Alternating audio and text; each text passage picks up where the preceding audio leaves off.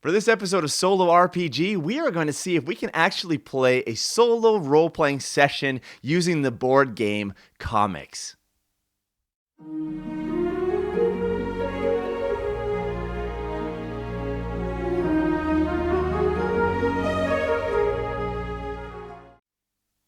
Hello gamers, Matthew here from Grey Army Gaming. Today we're going to try something a little bit different. We're going to try out a solo role-playing session using the board game Comics. Now this game is meant to be played with several people, and the idea here is that you build these comic book stories. You can see here I have laid out a comic book page with a total of 9 different frames. There's also one where you can play with 6 frames if you want to have a shorter game, but the idea here is that you build comic books pages, and then you're supposed to judge each other's comic book pages, and the one who can make the best story with the different cards that they have gets a certain amount of points, and you play kind of in that way. It's a bit like the game Dixit, if you've ever played Dixit, but a different variation of it with more comic book themes. Now, what I'd like to do today is to actually try to play a solo role-playing session out of this. And it's going to be more in the theme of comics, kind of maybe more of a cyberpunk or maybe a futuristic, definitely something kind of in the Marvel DC universe that will fit with the theme here. And the way I'm going to do this now is I'm going to draw cards at random and set them out on our comic book page and just try to use them as prompts to push the story forward until we get to the last picture there, the 9th one, at which point I will then try to wrap up the story. Now, this is going to be entirely improvised in the moment. I have not looked at any of these cards. I have not thought through this at all. I'm just going to draw the cards and see if it's possible for us to create a narrative. So let's go ahead and give this a shot.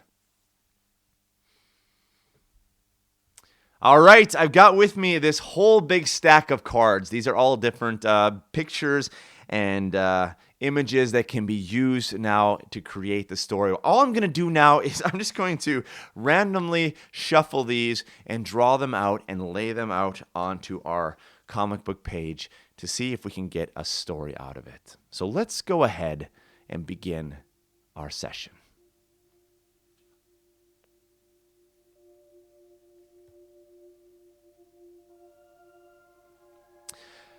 Our story begins in the kitchen of a restaurant. The restaurant is run by old Granny Smith. Granny Smith has had this restaurant running for what seems to be hundreds of years, even though she's not quite that old, obviously.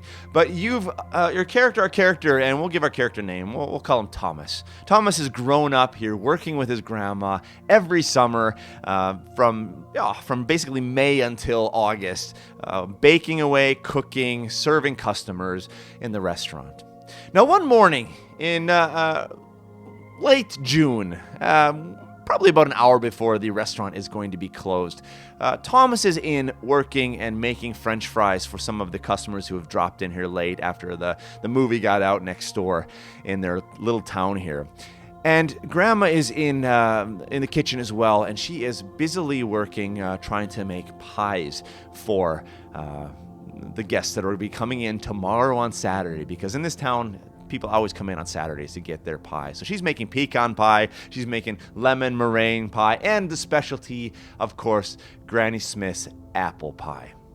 Now, as we are working away, Granny Smith is busy at work, humming away to herself as she usually does when she's working. Thomas is busy filling up the fryers with French fries, trying to get these orders out to these hungry customers, when suddenly he hears Granny Smith's humming stop.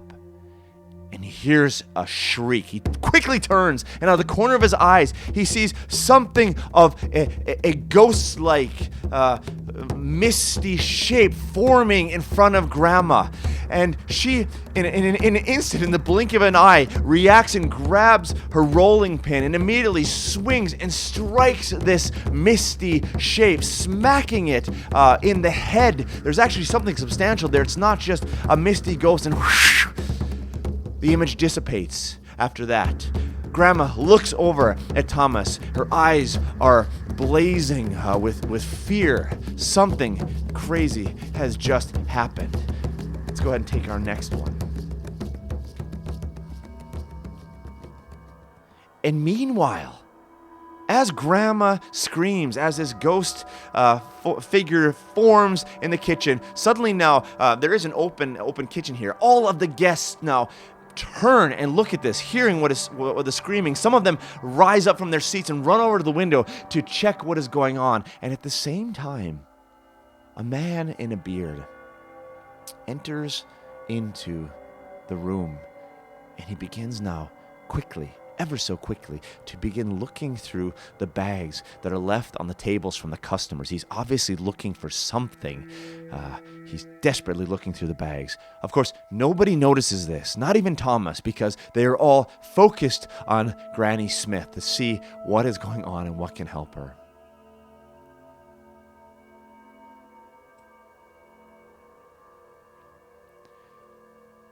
And the man digging through the bags, he finally comes to the bag of a specific girl. And it's actually a girl that Thomas knows. Her name is Sadie. Sadie is a friend of his from school. Sadie's been a very interesting girl. She's a girl who's never quite fit in. She's never quite had friends. She's always been a bit strange. A bit kind of on the margins. Never really having a close-knit group of friends. And she comes in here every Friday night and always orders the same thing. She orders a side of fries and she orders a vanilla shake. And Thomas is busy making her fries. He notices her and he always tries to greet her and to be kind to her because he himself has a bit of difficulty with friends ever since his parents passed away, ever since he's been living with his grandma. Life has been difficult for him. And somehow these two have connected. They become friends. Now this man finally makes his way over to Sadie's bag, and he reaches down and picks up something from Sadie's bag, and he pulls it out, and it looks to be an orb of sorts, a glowing reddish orb. And as he does that, as he pulls that out, suddenly Sadie senses something. She turns around from the window and sees the man grabbing the orb, and she screams out to him, "Wait! Stop! It's you!" Recognizing him immediately, the man grimaces and gives us a faint smile and a cackle as he grasps the orb, and suddenly, the man himself turns into this mist and explodes in the room. The same distraction that was in the kitchen now blows out the windows in the restaurant, and all of the people who were looking and focusing on the kitchen now suddenly are blown backwards. Sadie herself is blown backwards as dust and smoke fly around. The windows are blown out, and suddenly the mist takes off out the door. Now Thomas, seeing what is happening, immediately dives to the ground, but jumps up after that and runs over to try and help Sadie. He pulls up Sadie from her feet and looks at Sadie in the eyes. He says, "Who is that? What was that? What is going on? What is going on?" And Sadie looks at him and she says, "He took the orb of Tiras." Thomas is completely confused at this point. And Sadie, now looking at him, says, "Come, we need to chase him and follow him." Sadie reaches down into her bag and pulls out something of a mask. Thomas is completely confused at this point. She pulls this mask over her head and she says to him, "Come, we need to go. We need to chase him down. We cannot let him take the orb of Tiras from us." Thomas is completely confused. He has no idea what is going on. "What are you doing?" He says. What's with the mask? Who are you?" And she says, "I will explain to you later. Come with me." Now Thomas is utterly confused. He's taken some karate as a kid, so he knows a little bit how to fight, but he feels utterly under-equipped and inadequate for this. Sadie grabs him by the arm with her red mask flowing with these tails behind it, and she grabs him by the arm and drags him out of the restaurant to the screams of the other people who are still lying on the ground with the window glass all over in the restaurant. People are utterly confused, and you hear Grammy's voice as Thomas is running out. Thomas, what are you doing? Be careful!" And as they run out, Sadie is dragging him along. At this point, they are now in a run. Thomas is losing his breath. He looks over to her again and he says, "Who are you? What is with the mask? I am totally confused. I don't get anything." And Sadie stops, grabs him. "Your panther, calm," she says. "There's something you do not know about me. I have a life, a hidden secret life that I've never told anyone about. But today it is time for you to know. I am known as," and now we need to come up with a great name for her. Let's look at the card again. We've got this red flowing mask. She says, "I am known as the Scarlet Avenger. And that red orb, which has been taken from me, was taken from my arch enemy. And he knows exactly how to use it. And we need to chase him down. Come, we continue." And immediately they run again. Thomas is still confused at this point. He has no idea what is going on. They come running around the corner of the building where they see that the mist now is flowing around the corner as if it's flying like something like a storm wind moving through the streets. They come around the corner, and suddenly now the mist coagulates and it comes to a central point, and whoosh, immediately you see no longer an old man, but you see a strong, bodybuilding, weightlifting kind of man, and he is holding the orb in his left hand, and he turns and looks at Sadie and he says, "Oh, so you are trying to chase me, eh? You think that you won't let me get away with this? Well, I've got news for you." And at that point, he runs in and charges in and punches Thomas across the face. Thomas now, with his karate skills, tries to avoid it, but no, it connects in the face, and Thomas spins around, falling to the ground. Immediately now, he feels the blood begin to run out of his face. Sadie now runs up to grab him and to grab the arm and to take the orb away from him. But at this point, the man, he holds up the orb of Tyrus, and immediately this red light flies out of it and begins to wrap around Sadie, lifting her up into the air. The man is crying out as blood is flowing out of Thomas's face. Sadie is held by this powerful energy, this magical red force. She's screaming, "Thomas, help! You have to take the orb!" Thomas, slowly trying to raise himself up, collapses again to the ground. It looks like he has nothing he can do. This man is turning and preparing to leave, and at just that moment, a shadow shines across the alleyway. 1 foot, a second foot, and the villain stops and turns. We'll call him Drake. Drake turns and looks, and suddenly now you see Granny Smith, walking around the corner with her rolling pin in her hand, lifts the rolling pin and points it directly at Drake. And she says in her most scary voice that she can, "You drop him. Drop her." It's Sadie, remember, it's Sadie. "Drop her now." Drake begins to laugh. "What are you going to do about it, old lady?" And she comes a step closer with her bowling pin in hand, walking ever so slowly. She comes closer and she says to Drake, "If you don't drop him, I will be forced to make you drop him." Drake once again lets out a laugh.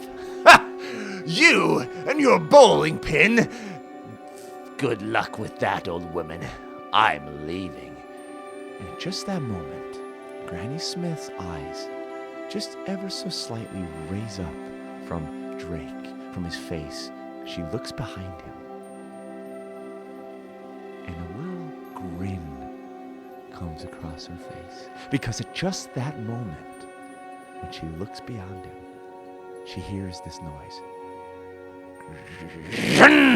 The starting of an engine, and immediately now lights flicker on in the back of the alley, and there is a car, a red sports car with the lights flickering on bright. Drake says, "Whoa, what?" He turns around at this point, and the car comes flying down the alleyway. Granny throws herself aside, grabbing her grandson at the same time, pulling him with her, dragging her over the side as his car comes flying by and poof, hits Drake in the back. His legs go flying up, his back hits the windshield, flies over the top of the car, and as he is flipping through the air, his hand releases the orb, flying up into the air. Sadie, held by this energy up in the air, the car drives underneath her just at the right moment as the energy releases, and whoop, she falls to the ground. Tink, tink, tink, tink, tink.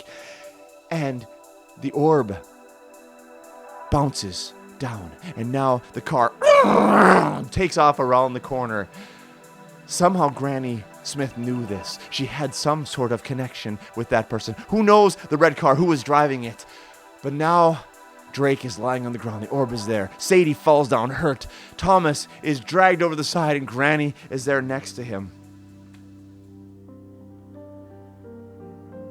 And at this point, Granny rises up, goes over, picks up the orb, holds it up.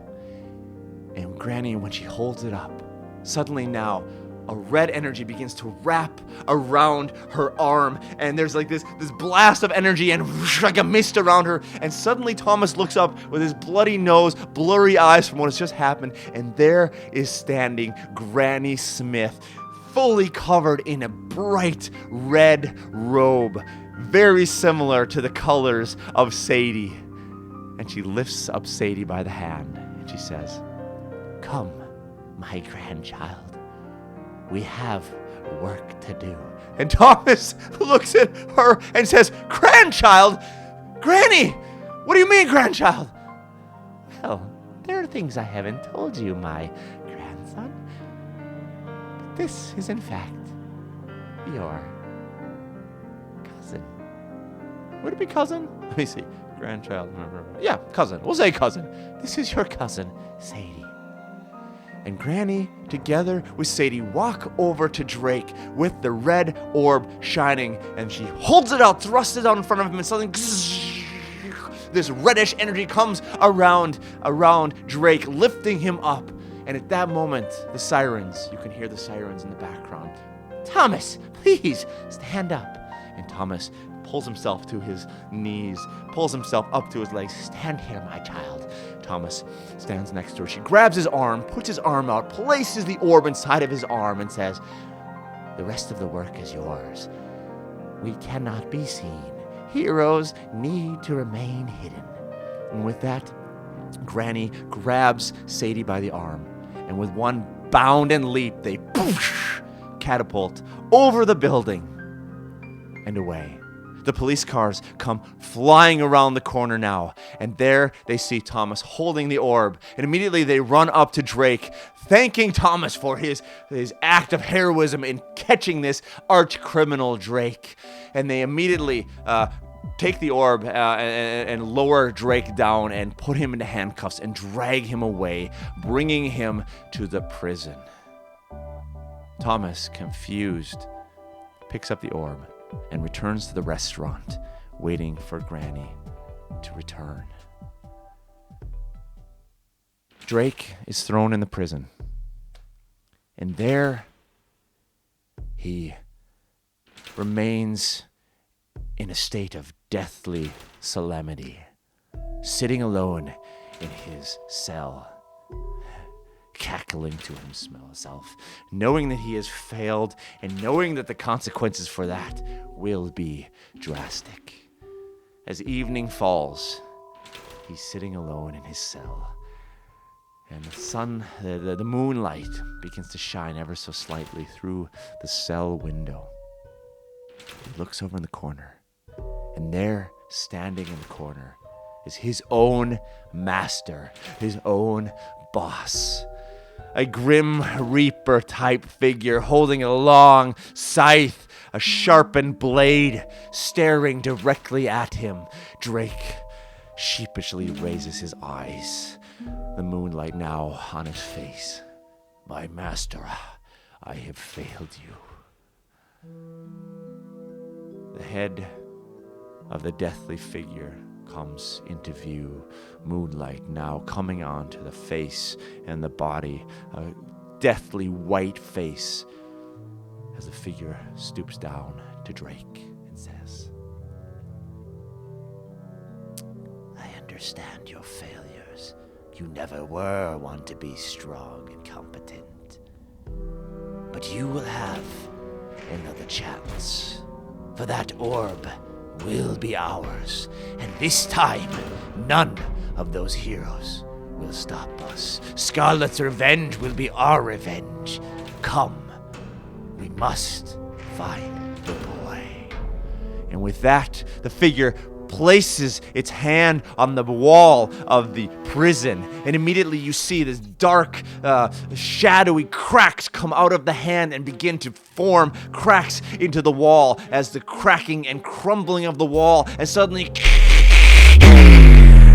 a hole blasts through in the wall as the figure slides out.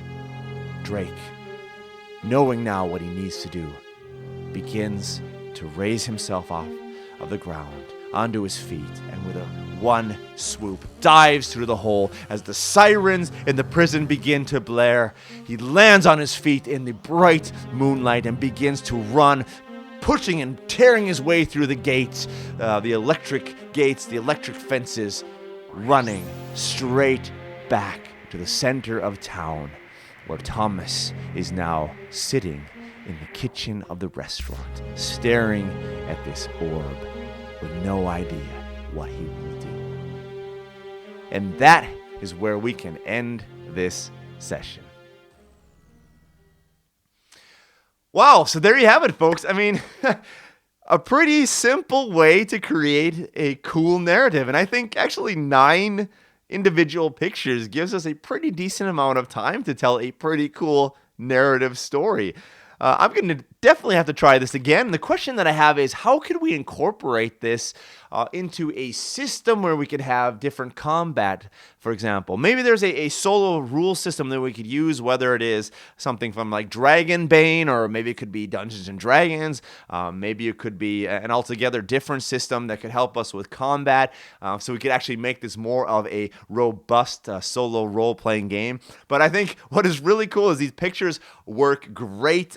It's definitely in the genre of superhero stories, which makes perfect sense. I mean, it's comics, but this is really cool. I think I definitely want to give it a try with something of a combat system to see if we can make it work like that. Maybe even an oracle system would help here, but the card prompts definitely work great to get us, help our narrative move ahead. Definitely have to give that a try again in the future.